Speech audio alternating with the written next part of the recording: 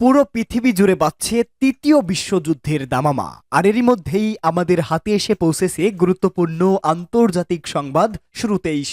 শুরুতেই জানিয়ে দিব, এবার খামেনিকে শাসালেন সিরিয়ার পররাষ্ট্রমন্ত্রী। পরেই জানাবো, ইয়েমেনের সঙ্গে পারছেই না ইসরায়েল, দিশেহারা নেতানিয়াহু। এদিকে তুরস্কের শত্রুর সঙ্গে হাত মেলালো ইসরায়েল। জানাবো, সিরিয়ার কুর্দি যোদ্ধাদের পুঁতে ফেলার হুমকি এরদোয়ানের। এবং সর্বশেষ জানিয়ে দিব, ইউক্রেনকে প্রতিশোধের হুঁশিয়ারি ল্যাভরভের। এতক্ষণ শুনছিলেন সংবাদ শিরোনাম, এবারে বিস্তারিত। তবে তার আগে প্রতিদিনের আপডেট আন্তর্জাতিক সংবাদ সবার আগে পেতে ভিডিওটিতে একটি লাইক দিয়ে চ্যানেলটি সাবস্ক্রাইব করার অনুরোধ রইল। এবার খামেনিকে শাসালেন সিরিয়ার পররাষ্ট্রমন্ত্রী। আঙ্কারা সুরেই কথা বলছেন সিরিয়ার নতুন পররাষ্ট্রমন্ত্রী আসাদ হাসান আল শিবানি। সিরিয়া নিয়ে মাথা না ঘামাতে শাসালেন ইরানকে সিরিয়া থেকে আউট করতে ছক কষেছিলেন তুর্কি প্রেসিডেন্ট রিসেপ তাইয়েপ এরদোয়ান। আর তা বাস্তবে রূপ দেয় হায়াত তাহরি আল শামের নেতৃত্বাধীন বিদ্রোহীরা। বাশার আল আসাদকে ক্ষমতাচ্যুত করে দায়িত্ব নিয়েছে গ্রুপটি, খবর আনাদুলু এজেন্সির। ১৩ বছর ধরে চলা গৃহযুদ্ধের পর ৮ ডিসেম্বর বাশার আল আসাদ ক্ষমতা ছেড়ে সিরিয়া থেকে পলায়ন করেন। বাশার আসাদকে টিকিয়ে রাখতে শত শত কোটি ডলার ঢেলেছে ইরান।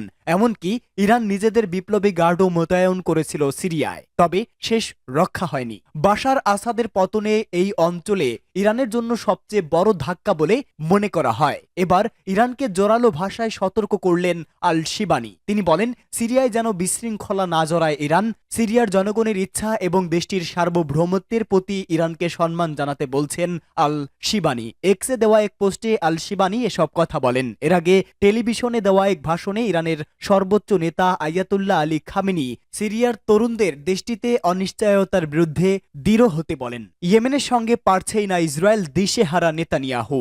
ইরান এখন ইসরায়েলের দৃষ্টিসীমার বাইরে।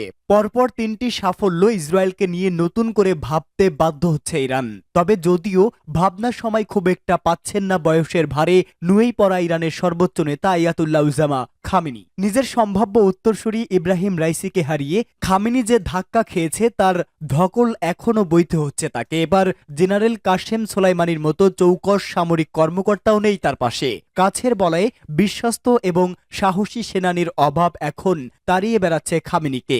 আবার লেবানন ও সিরিয়ায় ব্যর্থ হয়েছে ইরানের কৌশল। উল্টো সিরিয়ায় বাশার আল আসাদের পতন তেহরানের সব কৌশল বদলে দিয়েছে। এবার ভঙ্গ হৃদয় ইরানের পাশে এসে দাঁড়িয়েছে ইয়েমেন। মধ্যপ্রাচ্যের সবচেয়ে দরিদ্র দেশ হলেও ইয়েমেন এখন ইরানের হয়ে ইসরায়েলকে জবাব দিচ্ছে। ইয়েমেনের এই জবাবে ইসরায়েল এতটাই অপ্রস্তুত যে তারা ভেবেই পাচ্ছেন না দেশটি কোথা থেকে এত শক্তি পেয়েছে। একের পর এক ইয়েমেনের ব্যালিস্টিক মিসাইল একেবারে ইসরায়েলের প্রাণকেন্দ্রে আঘাত হানছে। আর সেই হামলা রুখতে ব্যর্থ হচ্ছে তেল আবিবের চক্রব্যূহ। ইয়েমেন দেখিয়ে দিয়েছে তেল আবিবের চক্রব্যূহ দুর্ভেদ্য নয়। ইসরায়েলের আকাশ প্রতিরক্ষা ব্যবস্থাকে নাকানি চুবানি খাওয়ানো ইয়েমেনের এই ব্যালিস্টিক মিসাইলের নাম প্যালেস্টাইন 2 হাইপারসোনিক মিসাইল ইয়েমেনের বিদ্রোহীদের সামরিক সক্ষমতার সবচেয়ে বড় নজির। এই মিসাইল সর্বোচ্চ মাক 16 গতিতে 2150 কিলোমিটার টার্গেটে আঘাত হানতে সক্ষম। এই মিসাইলের রাডার ফাঁকি দেওয়ার সক্ষমতা রয়েছে, আর তাই বিশ্বের সবচেয়ে অত্যাধুনিক আকাশ প্রতিরক্ষা ব্যবস্থার অধিকারী ইসরায়েলকে খাবি খাওয়াচ্ছে ইয়েমেন।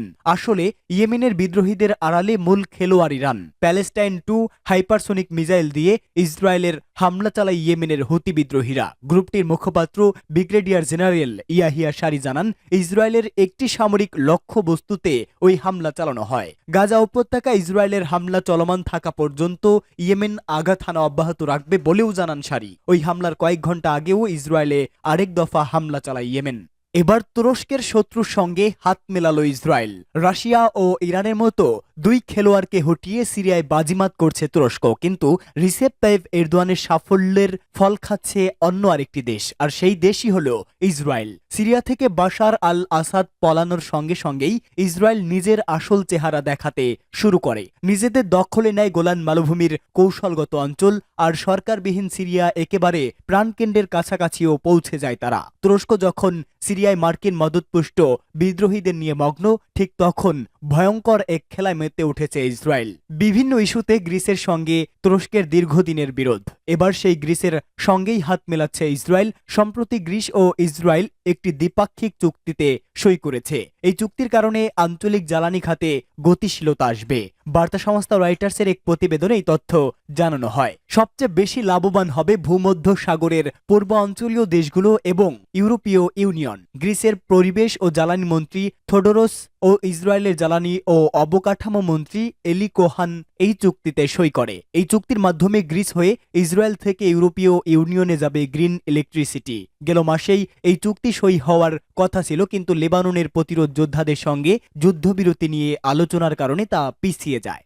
সিরিয়ার কুর্দি যোদ্ধাদের পুঁতে ফেলার হুমকি এরদোয়ানের। সিরিয়ার কুর্দি যোদ্ধাদের পুঁতে ফেলার হুমকি দিলেন তুরস্কের প্রেসিডেন্ট রিসেপ তাইপ এরদোয়ান। গত ৮ ডিসেম্বর তুর্কি সমর্থিত বিদ্রোহীদের আক্রমণের মুখে সিরিয়ার স্বৈরশাসক বাশার আল আসাদের পতন হয়। এরপর সিরিয়ার ক্ষমতাসীন সশস্ত্র গোষ্ঠীর সঙ্গে স্থানীয় মিলিশিয়া গোষ্ঠীগুলোর মাঝে ব্যাপক বৈরিতা তৈরি হয়েছে। এর মাঝেই সিরিয়ার কুর্দিপন্থী যোদ্ধাদের অস্ত্র সমর্পণের পরামর্শ দিল এরদোয়ান। তিনি বলেছে, কুর্দি যোদ্ধারা যদি অস্ত্র সমর্পণ না করে তাহলে তাদেরকে সিরিয়ার মাটিতেই পুঁতে ফেলা হবে। আসাদের পালিয়ে যাওয়ার পর থেকে আঙ্কারা বারবার জোর দিয়ে বলেছে, কুর্দিপন্থী ওয়াইপিজি মিলিশিয়া গোষ্ঠীকে অবশ্যই বিলুপ্ত করতে হবে। তুরস্ক বলেছে, সিরিয়ার ভবিষ্যতে এই গোষ্ঠীর কোনো স্থান নেই। সিরিয়ায় নেতৃত্বের পরিবর্তন ঘটায় দেশটির কুর্দিপন্থী প্রধান উপদলগুলো কিছুটা আড়ালে চলে গেছে। তুরস্কের সংসদে একটি পার্টির আইন প্রণেতাদের উদ্দেশ্যে এরদোয়ান বলেন, বিচ্ছিন্নতাবাদী খনিরা হয় তাদের অস্ত্র বিদায় জানাবে, নতুবা তাদের অস্ত্রসহ সিরিয়ার মাটিতেই পুঁতে ফেলা হবে। তিনি আরো বলেন, আমরা সেই সশস্ত্র সংগঠনকে নির্মূল করব যারা আমাদের এবং কুর্দি ভাইবোনদের মাঝে রক্তের প্রাচীর তৈরি করার চেষ্টা করছে। সিরিয়ার কুর্দিপন্থী ওয়াইপিজি মিলিশিয়া গোষ্ঠীকে নিষিদ্ধ ঘোষিত তুর্কিস্তান ওয়ার্কার্স পার্টির সম্প্রসারিত গোষ্ঠী হিসেবে দেখে তুরস্ক। এই গোষ্ঠীটি 1984 সাল থেকে তুরস্ক রাষ্ট্রের বিরুদ্ধে বিদ্রোহ চালিয়ে আসছে। ওয়াইপিজির প্রতি যুক্তরাষ্ট্রের মিত্র সিরিয়ান ডেমোক্রেটিক ফোর্সেস সমর্থন রয়েছে। তুরস্ক মার্কিন যুক্তরাষ্ট্র এবং ইউরোপীয় ইউনিয়নের সন্ত্রাসী সংগঠনের তালিকায় রয়েছে পিকেকে। আঙ্কারা বারবার তার ন্যাটো মিত্র ওয়াশিংটন এবং অন্যদের প্রতি ওয়াইপিজির প্রতি সমর্থন প্রত্যাহারের আহ্বান জানিয়ে আসছে। এর আগে তুরস্কের প্রতিরক্ষা মন্ত্রণালয় জানায়, উত্তর সিরিয়া এবং ইরাকে হামলা চালিয়ে ওয়াইপিজি পিকেকের অন্তত 21 সদস্যকে হত্যা করেছে তুরস্কের সামরিক বাহিনী। গত সপ্তাহে এক সাক্ষাৎকারে এসডিএফ এর কমান্ডার মাজলুম আবদি সিরিয়ার প্রথমবারের মতো পিকেকে যোদ্ধাদের উপস্থিতির কথা স্বীকার করেন। তিনি বলেন, পিকেকে যোদ্ধারা জঙ্গি গোষ্ঠী ইসলামিক স্টেটের বিরুদ্ধে লড়াইয়ে সহায়তা করেছে। তুরস্কের সঙ্গে সম্পূর্ণ যুদ্ধবিরতিতে পৌঁছালে পিকেকে যোদ্ধারা দেশে ফিরে যাবে। তবে পিকেকের সঙ্গে এসডিএফ এর সাংগঠনিক সম্পর্ক থাকার অভিযোগ অস্বীকার করেন তিনি। ইউক্রেনকে প্রতিশোধের হুঁশিয়ারি ল্যাভরভের। রাশিয়ার পররাষ্ট্রমন্ত্রী সের্গেই ল্যাভরভ রুশ ভূখণ্ডে সন্ত্রাসী কর্মকাণ্ড চালানোর বিরুদ্ধে কিয়েভকে সতর্ক করেছেন। রাশিয়া টিভি চ্যানেলে প্রচারিত 60 মিনিটস অনুষ্ঠানের এক সাক্ষাৎকারে ল্যাভরভ চলমান ড্রোন হামলার নিন্দা জানিয়ে বলেন, কিয়েভ সরকার ইচ্ছাকৃতভাবে বেসামরিক লক্ষ্যবস্তুতে হামলা চালিয়েছে। এটি জঘন্য এবং সমস্ত সন্ত্রাস বিরোধী কনভেনশনের সরাসরি লঙ্ঘন। ল্যাভরভ হুঁশিয়ারি উচ্চারণ করে বলেন, এই ধরনের পদক্ষেপ রাশিয়ার পক্ষ থেকে ক্রমবর্ধমান নিষ্পত্তিমূলক প্রতিক্রিয়া সৃষ্টি করবে। রুশ প্রতিরক্ষা মন্ত্রণালয় জানিয়েছে, বিমান প্রতিরক্ষা বাহিনী 24 ও 25 ডিসেম্বর রাতে ইউক্রেনের 59টি ড্রোন প্রতিহত করেছে। এর আগে কাজানে আবাসিক ভবন ও একটি কারখানায় হামলা চালানো হয়। সৌভাগ্যক্রমে এই হামলায় কোনো হতাহতের ঘটনা ঘটেনি, যদিও এটি উল্লেখযোগ্য সম্পত্তির ক্ষতি করেছে। সামরিক সূত্রে জানা গেছে, ইউক্রেন তার সর্বশেষ হামলায় ফিক্সড উইং ড্রোনে 3টি বহর ছোড়ে। রাশিয়ার আকাশ প্রতিরক্ষা ব্যবস্থা সফলভাবে বেশ কিছু ইউএভি ভূপাতিত করেছে। রুশ সংবাদ মাধ্যম আরটির প্রতিবেদনে বলা হয়েছে, 2022 সালের ফেব্রুয়ারিতে সংঘাত বাড়ায় ইউক্রেন ক্রমবর্ধমানভাবে রাশিয়ার অসংখ্য অঞ্চলকে লক্ষ্যবস্তু করেছে। এই হামলা মস্কোকে প্রতিশোধমূলক ব্যবস্থা নিতে প্রচলিত করেছে। রাশিয়া বারবার বলেছে, তারা কখনোই বেসামরিক লোকজনকে লক্ষ্যবস্তু করে না।